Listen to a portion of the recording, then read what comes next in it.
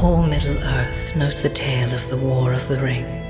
But 200 years before that, You ask who will answer in need, who will come. The Lord of the Rings, The War of the Rohirrim. It's been a long time since we visited Peter Jackson's renowned interpretation of Middle-earth. But we're not just returning to the same Shire that we knew from before. We're going back to an era long before Frodo went out on his heroic journey.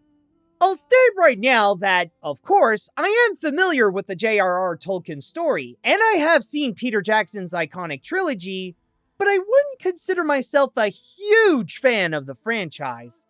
Nothing against the films or the books themselves. I agree that their mark in pop culture history speaks for themselves.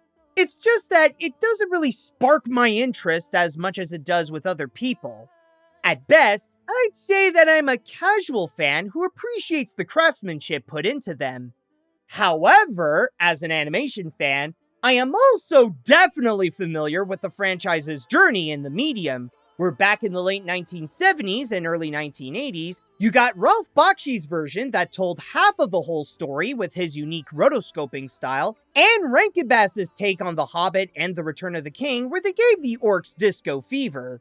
Where there's a wind, we don't want to go to war today, but the Lord of the Lashes says, nay, nay, nay. But when it comes to the War of the Rohirrim, this isn't just another animated Lord of the Rings film. It's a Lord of the Rings anime, hoping that the Japanese art style can capture this epic tale before the epic tale that we all know. So now that we're entering the Kingdom of Rohan under the rule of Helm Hammerhand, will this be the one anime to rule them all? Or am I going to declare war on this movie? Let's find out. The story. As it is a prequel set centuries before the famous tales of the hobbits, The War of the Rohirrim is about the untold story of Hera, the daughter of Helm Hammerhand, and her epic adventure to protect the family's kingdom from the wrath of Wolf after Helm knocked out his father's life with just one punch. He's dead? You will pay for this with your life. With the long-awaited big screen return of Peter Jackson's version of The Lord of the Rings, one may expect to see the signature magic and fantastical creatures to also return to define Middle-earth as an iconic fantasy world. And if you come in with those kinds of expectations, then get ready for some epic disappointment. The boy I knew would never wish for war. The boy you knew is gone. Unfortunately, the direct connections between this movie and its source materials are minimal. Yes, the score by Stephen Gallagher is very reminiscent to the music done by Howard Shore to capture the same vibe, and there are times when you do see some of the familiar creatures like the giant eagles, the orcs, and the Oliphants, but the creature's purpose is more to serve the action than to bring the viewers back into some familiar territory. Instead, what defines this as a Lord of the Rings story is that it tells the origins of Helm's Deep, as it highlights the events that makes the area a significant place in Middle-earth, along with how it got that title in the first place. In a way, the War of the Rohirrim wants to be to the Lord of the Rings like what Rogue One is to Star Wars, a prequel that is about an iconic element to the franchise that gives it more history and importance. And that's why it's essential to note that Helm's Deep is the movie's biggest connection to The Lord of the Rings. If you're thinking there could be anything else like the power of the rings or have wizards appear, the most you'll only get is either a quick cameo or a brief mention at the end, which serve no purpose to the plot other than to remind the viewer that this is related to The Lord of the Rings. Other than that, this is all just a Helm's Deep history lesson. Riders of the Mark! Brothers of Rohan! there was an older tale. I know it sounds like I'm saying that there's not enough Lord of the Rings in this film, and I just want to state now that I'm not demanding to fill this with fan service like taking the hobbits to Isengard or have Gandalf tell a big guy that he cannot pass. It's just that my biggest problem with it is that if you don't really care about Helm's Deep, then this feels more like a generic medieval drama. If you take away a few familiar details, this is just about a feud between a kingdom and a hate-fueled prince who wants revenge. And it doesn't help either that this is pretty predictable with how the war goes back and forth and does little to expand upon either its characters or its environment. Sure, it's fair to say that the war should be its prime focus when war is literally in the title, but with its running time, it has no excuse to not find a way to make these scenes more interesting. You do not seek an alliance. You seek a throne. And speaking of that running time, that's another factor that hinders the movie. This isn't your typical 90-minute animated film.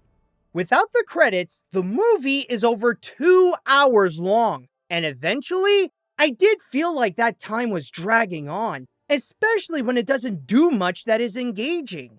As much as it may try to include some action scenes that you'd expect in a film about an ancient war, they're surprisingly far and few between, which makes the pacing insipidly slow and hard for me to feel excited for whatever comes next, especially when it doesn't try anything new with the formula and make the scenes where they establish the character's dynamic feel much longer than they should.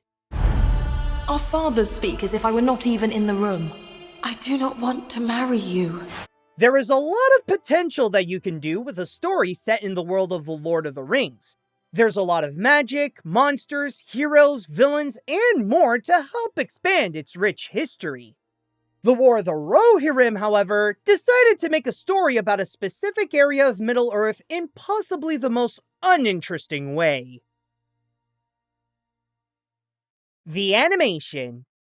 Of course, what makes this film notably stand out from all other Lord of the Rings movies is that this is a Japanese animated feature, directed by anime veteran Kenji Kamiyama and produced at Sola Entertainment, who previously collaborated with Warner Bros. To turn some of their IPs into anime such as Blade Runner and Rick and Morty.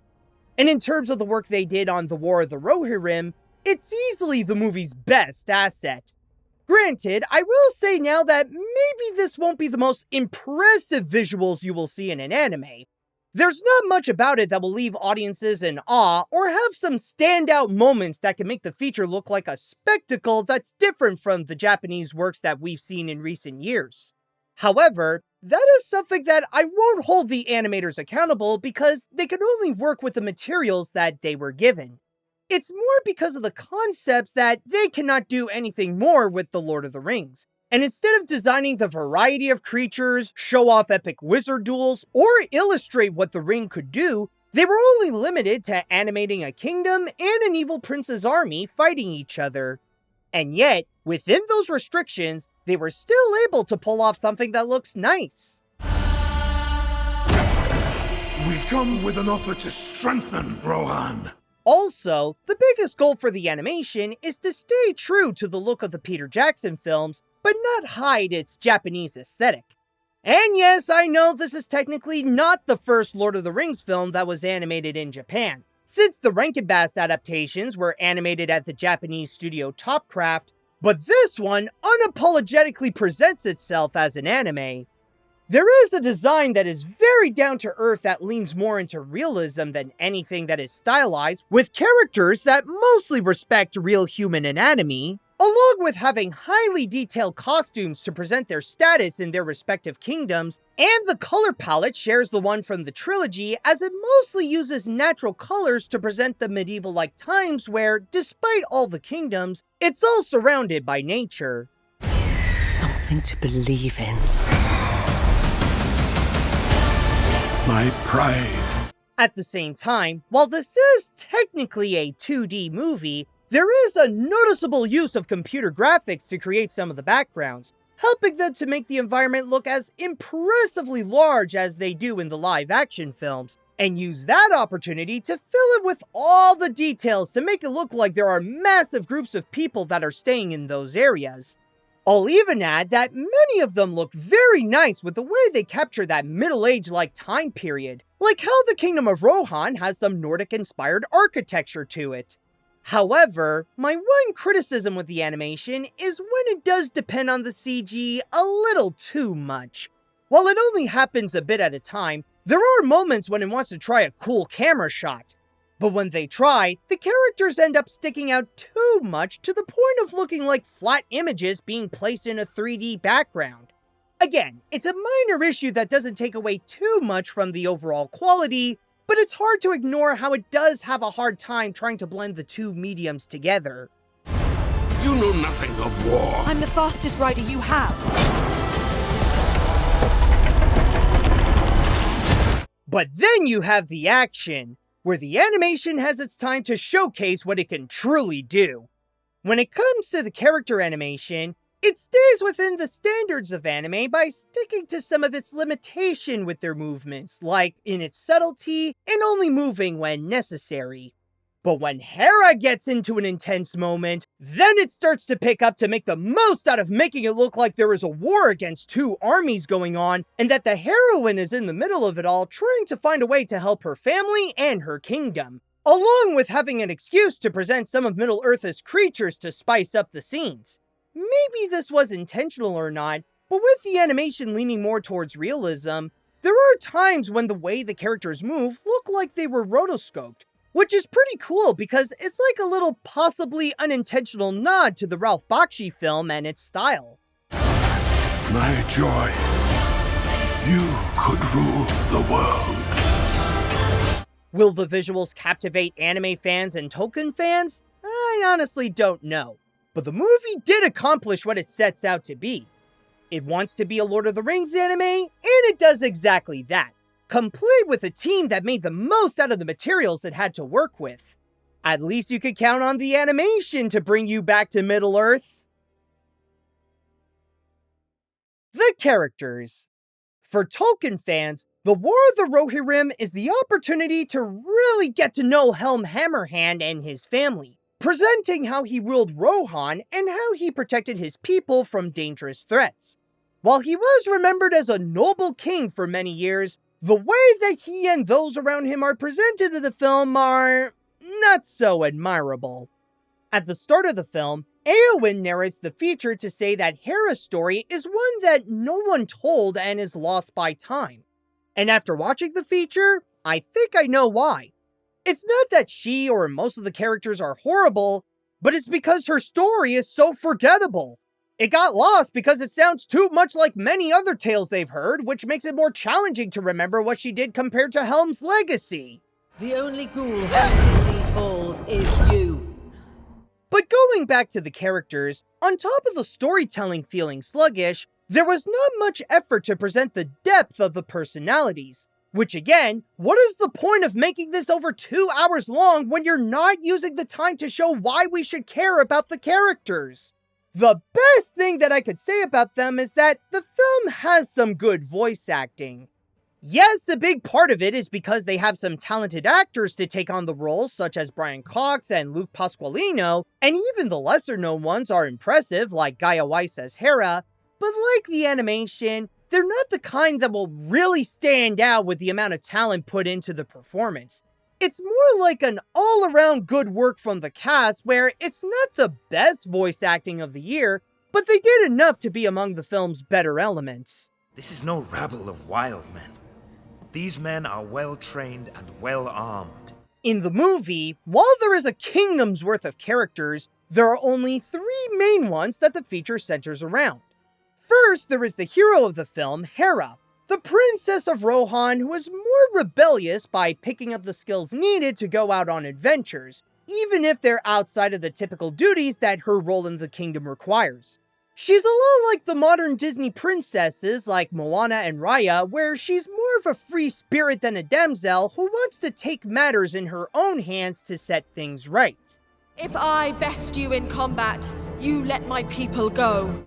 Then there is the king himself, Helm Hammerhand, the old ruler whose arrogance and temper can get the best of him. However, he is still loved, especially from his family who is loyal to his kingdom, and he does give back that love by using his power to protect the people of his land, especially to keep his daughter safe. Rohan still needs you. No, Hera. They need you. You must lead them now. And finally, there's Wolf, who was Hera's childhood friend, but returned to try to marry her. But after losing his father by one good punch, all he wants is revenge by taking down the entire kingdom.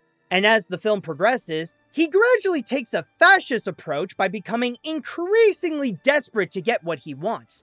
His need for revenge pretty much gets the best of him and doesn't care who he takes down or having any honor.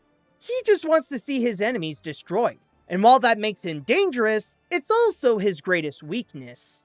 Do not take the bait. I accept your challenge! As for the rest, their roles are just to be the allies to their respective lead, either by being a helper of Helm, an assistant of Hera, or a minion to Wolf. They all have their little traits, but not enough to make them a notable character. You would have me abandon Eduras. Until we are at full strength, yes. The people do have some perks going for them, like the voice acting and their roles to show how they made Helm's Deep the place that it is, but the problem with the characters is that they're all flat and don't leave much of an impact for the viewer to care about who they are or why it's important to see the kingdom of Rohan be saved, thus adding to the experience feeling dull. I'm pretty sure that you won't come out hating anybody in the film, but I cannot promise you that you'll remember any of the characters either.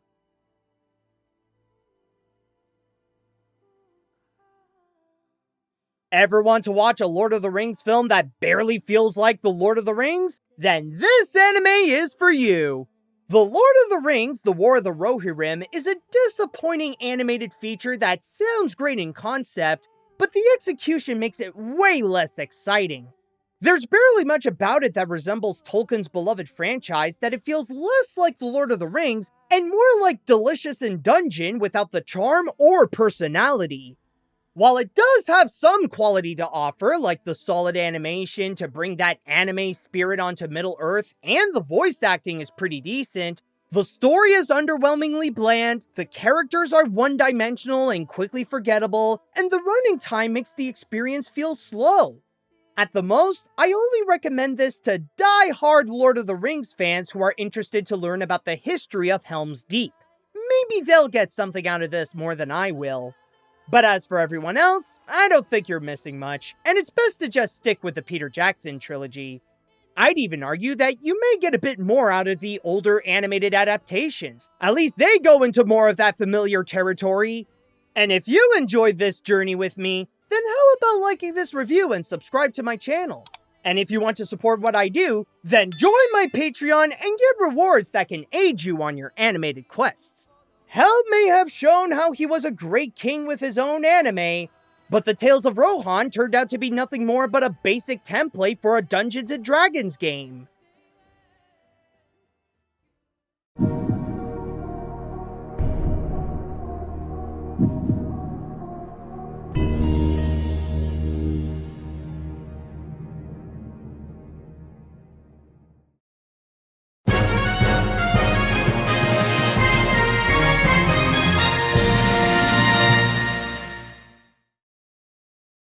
What does Mordor want with rings, anyway? Hey, the less I know, the better.